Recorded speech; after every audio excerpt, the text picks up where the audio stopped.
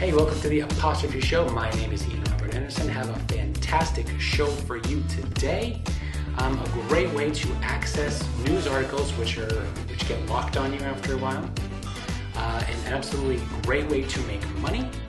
An amazing art gallery that I think is fantastic, and the ending of a book which is just written beautifully. Let's get into it. So the first thing, have you ever clicked on a news story and then you go to that news outlet, let's say it's the New York Times, and it says, oh, thanks for reading, create your free account or log in to continue. One of those things, right? Various news outlets do it different ways, but basically you have to register, you have to buy a subscription to that news service to read the article, and that sucks. Here's what you do. When you get to one of those screens in your web browser there, go up to the URL bar and copy the URL. Okay? Now in a new tab, go to archive.ph, archive.ph. There you're going to have a red box, or a text box there. Paste that URL into that box and hit the go button. And what's going to happen is what this service is actually archives websites, but it also bypasses any of those content locks that you come up with. So as soon as you hit the button, it's going to go out there, grab the content, and then bring it over to the archive.ph site where you can read the whole thing and not have to register. That's awesome. I use that all the time. It also works well because my wife and I are traveling, we go to all these different countries. A lot of times news outlets in the United States won't allow you to access those articles outside the country. So that's another reason why we use this. All right, let's get into money. On a previous episode of the show, I talked about separating your inputs from outputs. And I got some feedback saying, yeah, that's great, but I don't have any ideas of things that I can sell over and over again. No problem.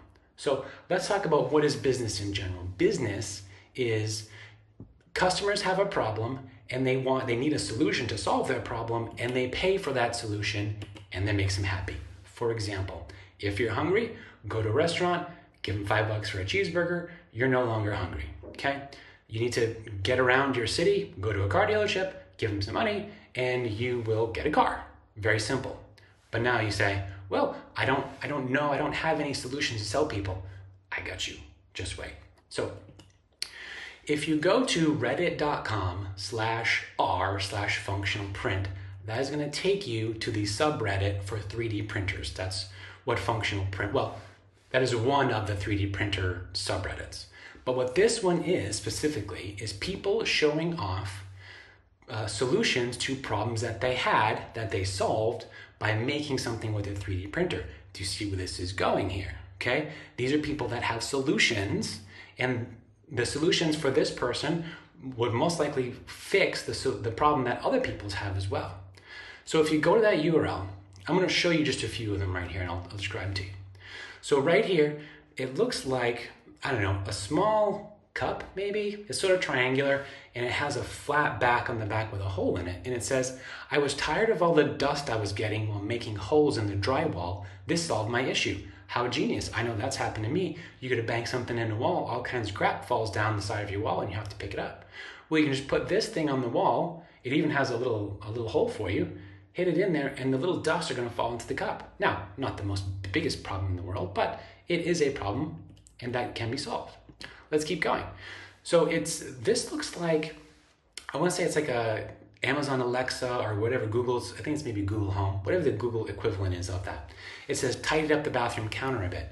So it looks like he used to put his Google Home on the counter of maybe on the bathroom here, but he printed something, kind of has two circles, a smaller circle which goes in the outlet and a bigger circle that goes over the device and it's connected. And so now I think it's Google Home, is now up on the wall under the electrical outlet. Another problem solved. Let's keep going. There's a lot of these, but I want you to understand the solutions to problems here. So it says this looks like a it's kind of a handle with kind of like a grippy thing on the end, and the grippy thing is grabbing the faucet. It looks probably like the hot water faucet knob.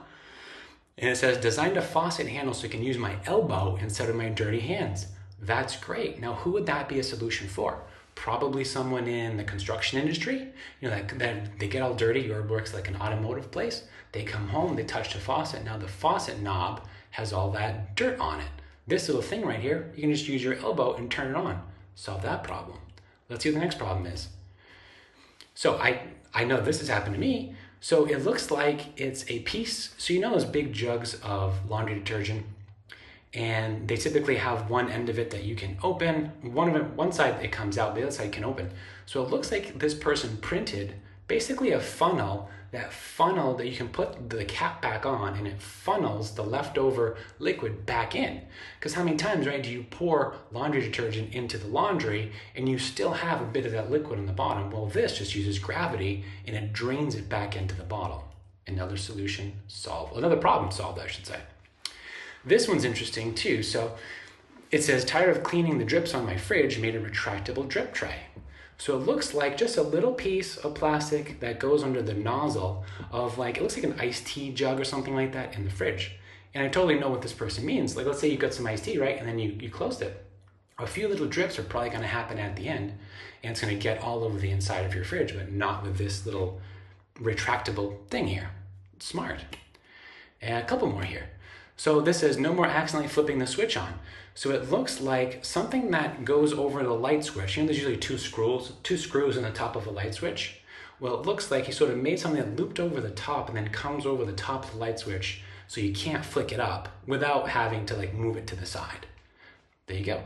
Accidentally flipping the light switch on, no longer an issue. Let's keep going. I like this one. So what this is he created, it says, I created the system of Lego compatible wall mounts. STLs is the 3D file.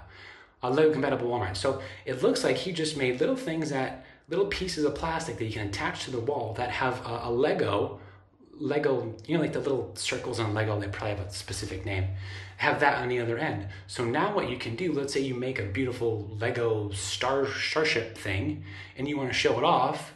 Well, now instead of just putting it, let's say, on the counter or on a table, now you can tack this thing up on the wall and then attach your Lego model right to this thing. You can show it off on your wall. Solve another problem. And here's the last one, and one of my favorites. It says, I made these spikes to stop helpful, and helpful is quotes. I made these spikes to stop helpful people from grabbing me without consent. So it's a wheelchair. You know, in the back of the wheelchair, they like have those two handles. Well, I guess this guy maybe gets pushed around against his will, and he made 3 rows of spikes around it so that no one can grab it. I was like, wow, that's great. I think if I was in a wheelchair, that'd be really annoying if people were doing that. That would solve that problem. So that's what this is all about, is solving problems. You go, great, Ian, but how does that help me? Let me tell you. So what I would do, if you're looking to start a business and you just don't have any ideas of what you can do, I would go to Reddit and go to that functional print subreddit and reach out to, and find a couple of them, and by a couple, probably, let's say, to top 5. Take a look at, there's tons of them, you'll be there for a while, but find what you think is the top 5 solution to the most painful problems. And then, because you can send a message to the person that posted it. Send a message, say, listen, I'd like to buy 10 of these in order to resell them. You know, be upfront, be open, be honest. Say, I want to resell these. Can I buy 10 of them? And say, can we come up with a price? $1, $2, $3, I don't know how much it is. Depending on what they're printing, it'd be different prices. But get, let's say, 10 of each. So now you have inventory for a business of solutions to problems. Now what do? Okay? And I know that this next step is going to be more difficult for others, but now you need to make a website. Now you could maybe, let's say, go to eBay or Etsy and try and sell them there. I personally would try and make your own website that we can sell through the website, so you have to pay commission and you can start building a brand. But you can get things like Shopify or BigCommerce or Squarespace. A lot of these places make it really easy to set up a shop. So get a website up and then add all your products to it. And when you add a product, you have to write a description. And what's important to remember here is you're not selling hunks of plastic, you're selling solutions to people's problems. So don't say, like the last ones, like the spikes. Don't say, here's 3 rings of spikes so you can use to put on the back of your wheelchair. No, that's a terrible description. No one's going to buy it. But get into the mind of the person that has the problem. So say something like this. You know, if you're in a wheelchair and you're working your way down the street, and all of a sudden you start heading in the opposite direction of where you want to go, and then you turn around and you see some helpful person behind you pushing you.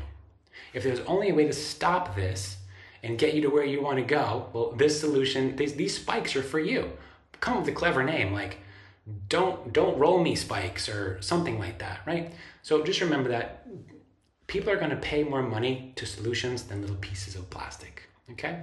And another tip, like the Lego one, what I like about the Lego one is that there's already people that are obsessed with Legos and they talk about it online. So any brands or interests you can get solutions for, that's gonna make it a lot easier for you to find the people that'll buy the product. So keep that in mind, brands and interest, all right? And then of course, once let's say you've sold a bunch of these, go back to the people on Reddit that you got the stock items from and say, hey, listen, this one sold well. Can you give me the file? Let's say that you were going to buy your own 3D printer, right? You could buy your own 3D printer, say, hey, listen, can I get the STL file? Remember, that's the 3D file. Can I get the STL file for this?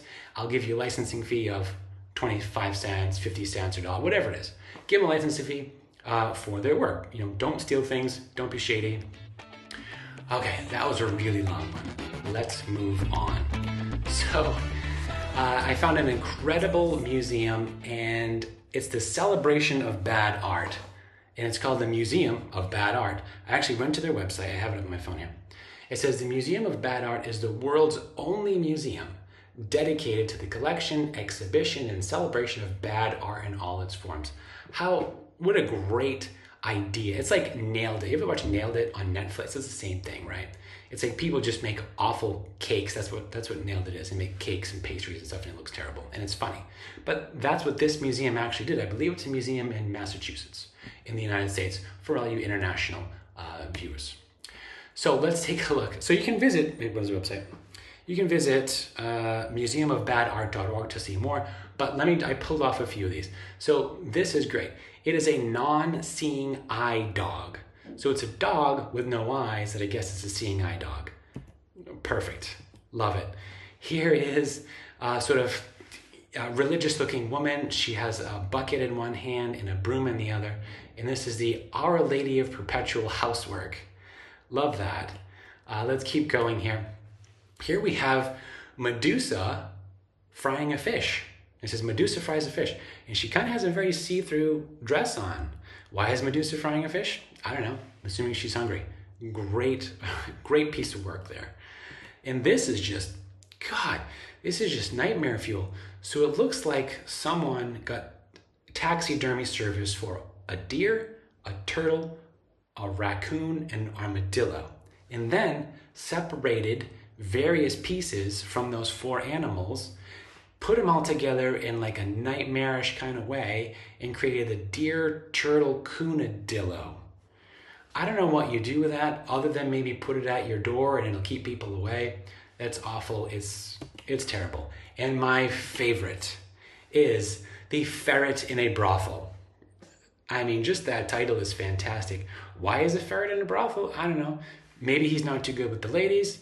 There's a lot going on here, but when I look at this, and I was looking at this for a while, and I noticed that it's actually a bow on the ferret's head.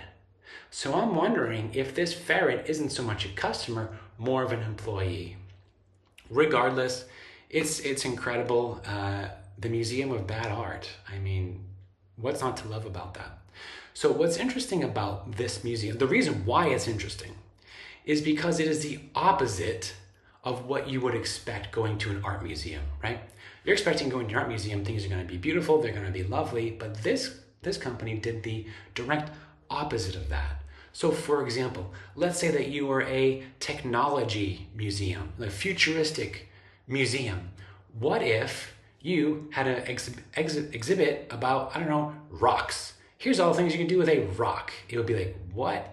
Right? It's going to get people's attention because it's completely different from what they're expecting to see. The same, let's say that you were a zoo. Imagine if you were a zoo. Now, typically zoo, you have humans looking at animals in cages. What if you did the opposite of that? What if you somehow figured it out where humans could come up through, let's say, a cage and like have the animals around them? So it's literally the opposite. Have humans in the cage and have animals staring at them. Any ideas that you can give experiences that are the opposite of what people expect?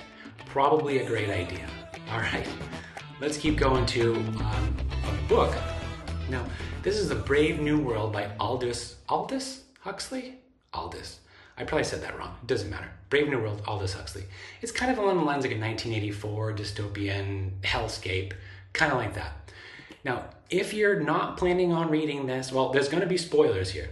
If you are reading this and you haven't got to the end, stop this episode right now. Or, if you're going to read it in the future, stop this so I don't spoil it from you. So this is a spoiler, major spoiler about to happen. If you haven't clicked away yet, I'm going to keep going. Too bad. So at the end of the book, the main guy, they call him Savage. It doesn't matter why. And he lives in a lighthouse. I'm going to read to you, this is literally the last words of this book. So a bunch of people are going to this lighthouse to confront Savage. Doesn't matter why. It says, Savage called the first arrivals. As they aligned from their machine, Mr. Savage, there was no answer. The door of the lighthouse was ajar. They pushed it open and walked into a shuttered twilight. Through an archway on the further side of the room, they could see the bottom of the staircase that led up to the higher floors. Just under the crown of the arch dangled a pair of feet. Mr. Savage! Slowly, very slowly, like two unhurried compass needles. The feet turned towards the right, north, northeast, east, southeast, south, southwest, and then paused. And after a few seconds, turned as unhurriedly back towards left, south, southwest, south, southeast, east. That's the end of the book. I was like, wow, what an incredible way to describe someone committing suicide. Awful thing. But I was like, if I was going to write something about someone committing suicide, it would never occur to me to focus on their feet and relate that to a compass dial, or the directions of a compass turning. I thought it was an incredible way to describe that in the end of the book, which is quite shocking. All right, talking about books. My wife and I have been traveling on the world for almost 3 years now, and we're writing a book about our travels. We're writing actually a trilogy, one for each year. And so if, let's say, you haven't been able to travel, or because of COVID or lack of money or whatever it is, and you want to know what it's like to travel around the world, we basically change countries every 3 months for the most part. We go to a different place, and from that country we go to a different place. We rented out our house in Florida, and we've been able to live like this for years. So if that's something that you're interested in learning about, what it's like, our book will be coming soon. Keep watching this show, and I'll let you know when it's ready. Thank you so much for watching. See you next time.